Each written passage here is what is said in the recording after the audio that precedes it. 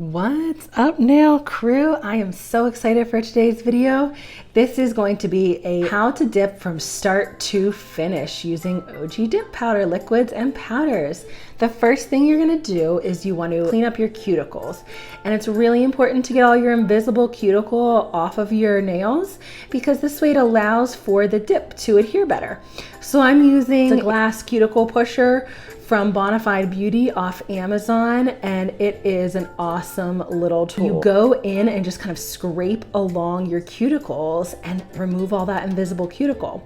Then I go in with a flexible buffer. I got those off Amazon, I'll link them as well. And you take off all the invisible shine off your nails, you buff it off. Then I take isopropyl alcohol on a lint-free wipe, or you can use a paper towel if you don't have any lint-free wipes. And I really like to douse my nails to make sure I have no junk left on them. So you rub them all off really, really well. And then I also wipe off my cuticle pusher.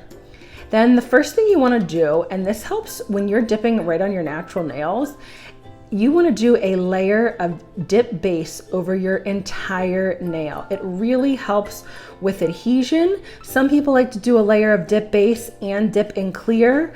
I've noticed for me, it either one worked. Yeah, it ends up just being a personal preference. So once you do that initial layer of base, make sure it is totally dry before you start dipping. And the color that I'm going to do, I know it says totally buggin' on it, but I switched the lids by accident. The color is actually called On the Side. So the first thing I do is I push all my cuticles back.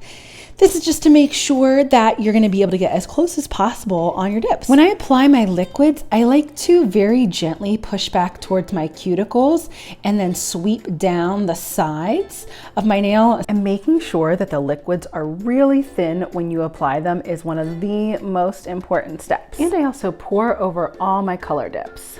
And you could see that there was a little area that looked kind of wet, so I poured over the color again.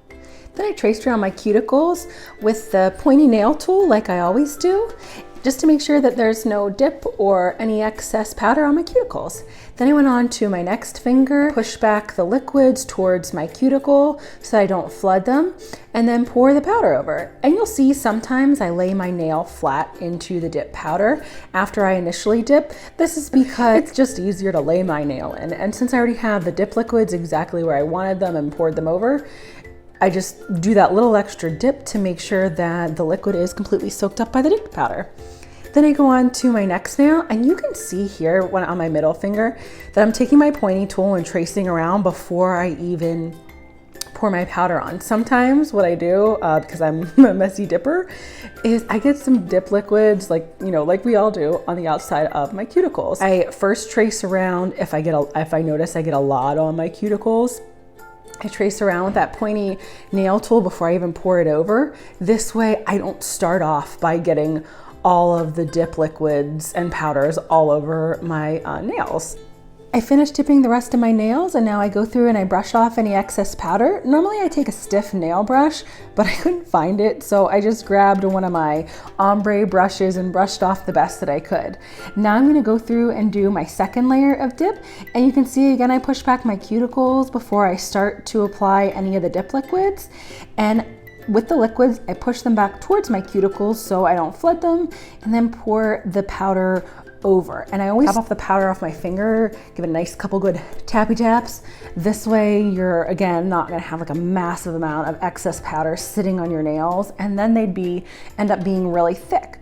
So you can go through your second layer, and really with the second layer, you wanna get in like all the little crevices on the sides of your nail. You can see on my middle finger that I missed a bunch on the side. That's okay. We're going to dip multiple layers of dip powder, and this allows you on like the second and third layers to really get the entire nail. And you'll see I keep going around all of my cuticles with a pointy nail tool. for every single dip. And one thing that's different and something that I do that other people might not, I do builder gel underneath, so I don't need to build an apex with the dip powders. I build an apex with my builder gel, and then I do 2 layers of my dip color and then 1 layer of clear, which is what I'm doing now. If you don't use builder gel underneath your manis, you can use clear dip powder. The first dip will be about halfway up your nail, and then the second dip will be about 3/4 of the way up your nail, and then you will follow along what I did with my color dips. I use OG's original glass, which is crazy crystal clear. And now I found my stiff nail brush. I go around and I dust off all the excess. And you guys can see the big difference in what's on my nails after I dust off the excess. Then you want to go through, you want to apply activator to all your nails and really make sure it soaks in well.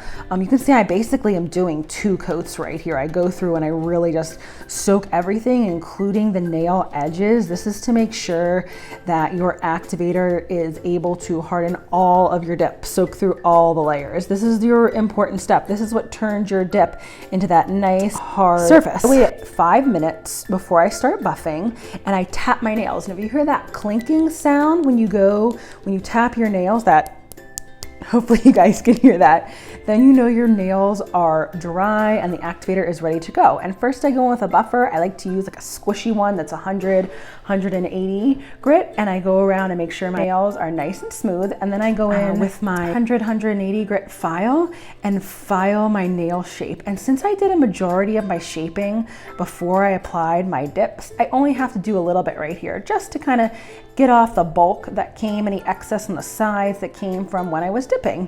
So for anybody who doesn't like to use an Efile, you can use this glass ergo file that I use from Bonafide Beauty off Amazon, and you can use that to clean up around your cuticles. I personally am actually worse with a hand file than I am with an Efile. I know that's like the opposite of what a lot of people are, but for me, some reason, I just picked up an Efile really quickly. I cut myself a couple times in the beginning, but I learned like if you start off slow and then as you get more comfortable with your Efile, then you can increase your speed. So I take this little bit that I'm using. It actually came with my like original $20 Efile from Amazon. I've since upgraded to a much nicer one. It's a very fine bit with the edges that are kind of sharp, and I go around and trace my cuticle line.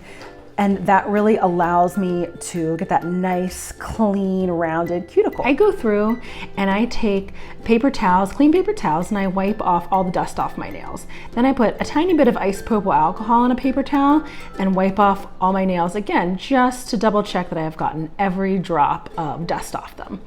Then I'm going to go in, and this is very important for the top coating process with OG dip powder liquids. You'll go through and you do one hand at a time. So you can see I'm applying activator to all 5 nails.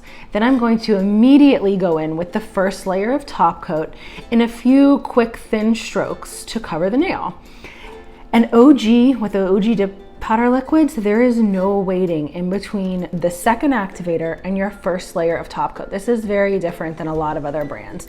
So I left all of this in here so you can see me go through all 5 nails, do my first layer of top coat, and now I'm like moving my hand around closer to my face, looking to see if it crinkles. So in real time, it would probably be about 15 to 30 seconds. So you start to see this like crinkling effect on your nails. So now you can go in with your second layer of top coat, apply it a little bit slower, and really make sure you've gotten every bit of your nail covered, and then cap your edges.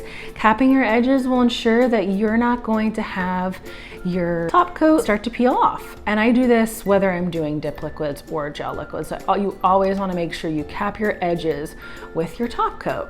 So here I'm just finishing up all my nails, and then I let it dry for a few minutes, and here we go. Here's my finished mani, everyone. So as always, if anyone has any questions, drop them below. Thanks so much, nail crew.